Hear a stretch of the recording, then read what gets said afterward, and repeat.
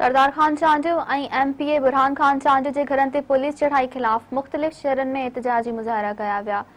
MPa Sardar Khan Chandio ऐं MPa Burhan Khan Chandio जे घरनि ते पुलिस चढ़ाई खिलाफ सिंध जे मुख़्तलिफ़ शहरनि दादू, सांघड़ ऐं ॿियनि शहरनि में एहतजाजी मुज़ाहिरा कया विया।